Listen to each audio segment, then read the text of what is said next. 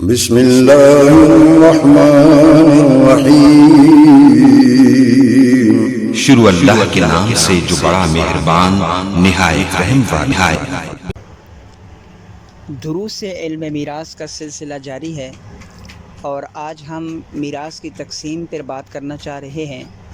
لیکن اس سے پہلے ہم آپ کو چند باتیں عرض کرنا ضروری سمجھتے ہیں کہ میراث کی تقسیم جو ہے یہ سب سے پہلے ذوی الفروض سے کی جاتی ہے، اور ذوی الفروض آپ کو جیسا کہ پہلے بتایا گیا تھا کہ یہ وہ رشتہ دار ہیں کہ جن کے حصے اللہ تعالیٰ نے قرآن مجید کے اندر خود مقرر فرما دیے ہیں۔ اب ان میں نہ کوئی کمی پیشی ہو سکتی ہے اور نہ میت کی وصیت ان کے لیے قابل عمل ہو سکتی ہے۔ جو اللہ تعالیٰ نے جس کے جتنے حصے مقرر کیے ہیں ان کو اتنے حصے ہی ملیں گے۔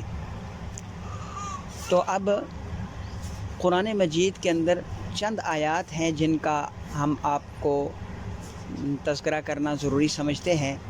تاکہ آپ کو یہ ذوی الفروض سمجھنے میں آسانی ہو۔ اللہ تعالیٰ قرآن مجید کے اندر فرماتے ہیں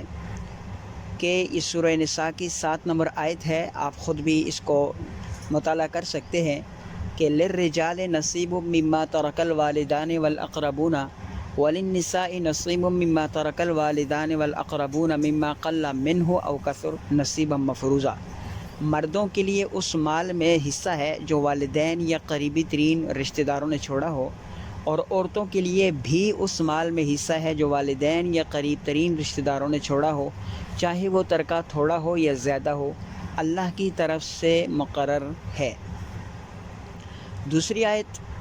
اللہ تعالیٰ فرماتے ہیں، یہ سورہ نساء کی آیت نمبر 8 ہے کہ وَإِذَا حَضَرَ الْقِسْمَةَ أُولُو الْقُرْبَى وَالْيَتَامَى وَالْمَسَاكِينُ فَارْزُقُوهُم مِّنْهُ وَقُولُوا لَهُمْ قَوْلًا مَّعْرُوفًا۔ اور جب میراث کی تقسیم کے وقت غیر وارث رشتہ دار یعنی یتیم اور مسکین لوگ آ جائیں تو ان کو بھی اس میں سے کچھ نہ کچھ دے دیا کرو اور ان سے مناسب انداز سے بات کرو۔ اس عنوان پر انشاءاللہ الگ ایک درس آپ کے سامنے رکھیں گے۔ اور اسی طرح سورہ نساء کی آیت نمبر 11 میں اللہ تعالیٰ فرماتے ہیں، یوصیکم اللہ فی اولادکم للذکر مثل حظ الانثیین فإن کن نساء فوق اثنتین فلہن ثلثا ما ترک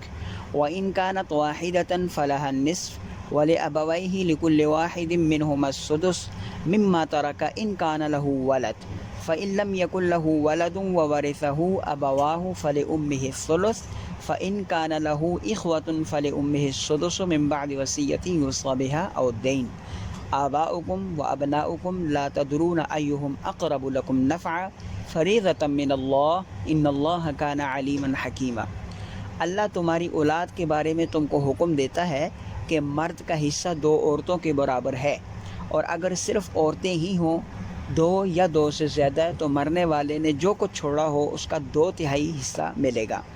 اور اگر ایک عورت ہو تو اسے ترکہ کا آدھا حصہ ملے گا، اور مرنے والے کے والدین میں سے ہر ایک کو 6واں حصہ ملے گا، بشرطے کہ مرنے والے کی کوئی اولاد ہو،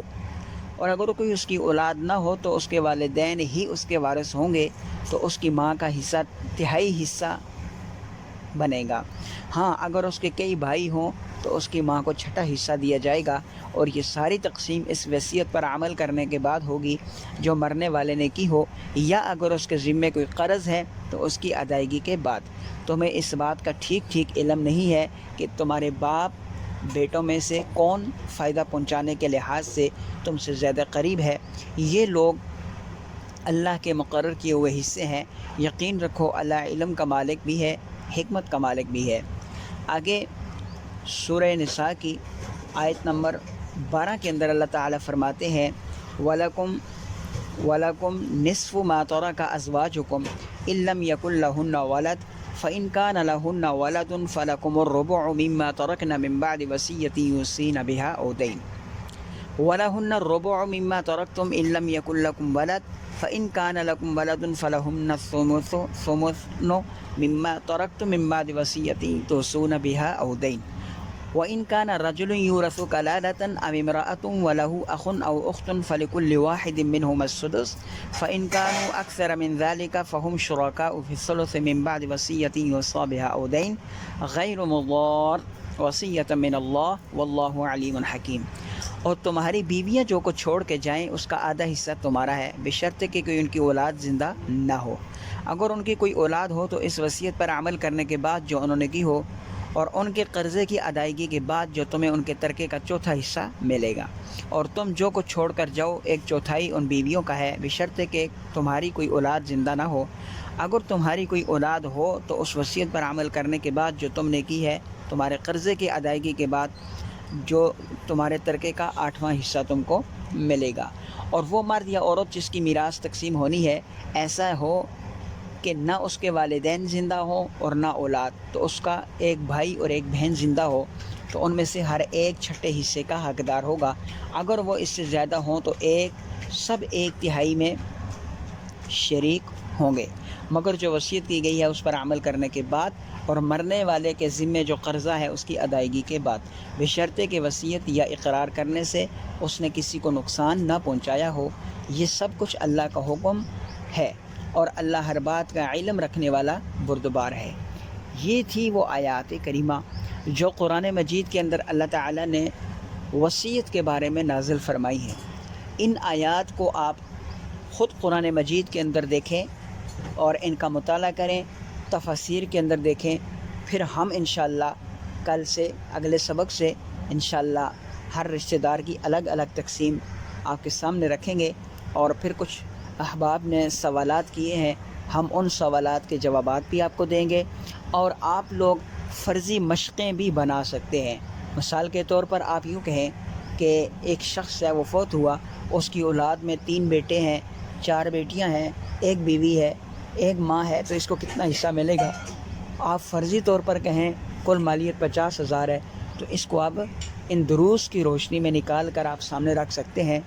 ہم انشاءاللہ کچھ فرضی مشقیں بھی آپ کے سامنے رکھیں گے، کچھ سوالات کے جوابات بھی آپ کے سامنے رکھیں گے۔ آپ سے درخواست ہے کہ آپ ہمارے اس یوٹیوب چینل کو ضرور سبسکرائب کریں، لائک کریں اور شیئر کریں، اور علم میراث کے پھیلاؤ میں ہمارا ساتھ دیں۔ السلام علیکم ورحمۃ اللہ وبرکاتہ۔